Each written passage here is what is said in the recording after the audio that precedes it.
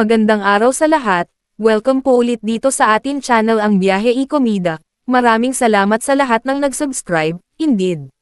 Punta tayo sa atin topic, October 9, 2025.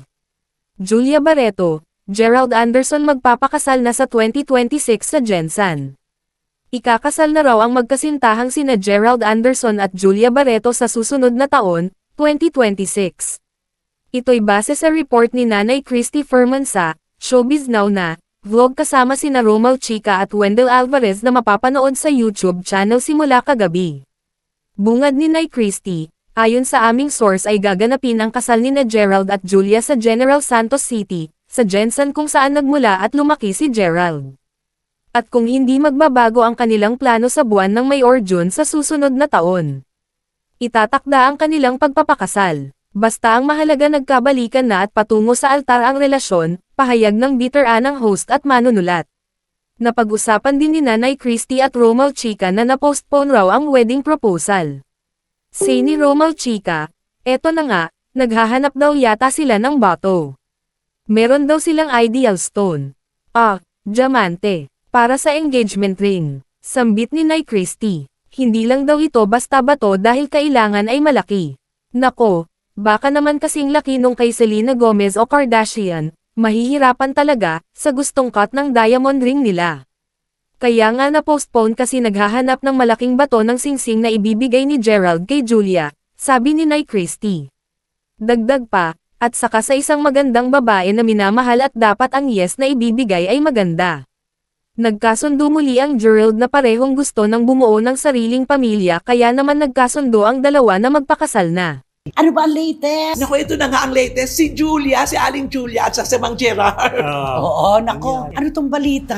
Nagli-live-in na raw? Ano ba ito? Oo, yun ang kwento ngayon na umiikot, nagli-live-in na raw sila. Ibig sabihin, magkasama lang sa isang bahay. Dahil nire-renovate naman pala ang bahay ni Gerald. May pinaghahandaan naman pala. Oo, di ba?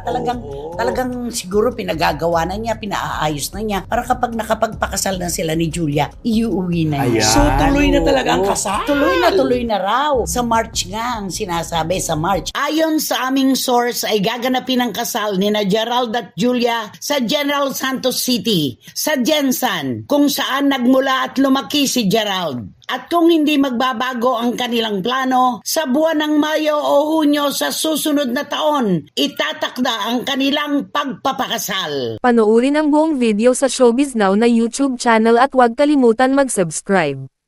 E-click ang mga link sa description box.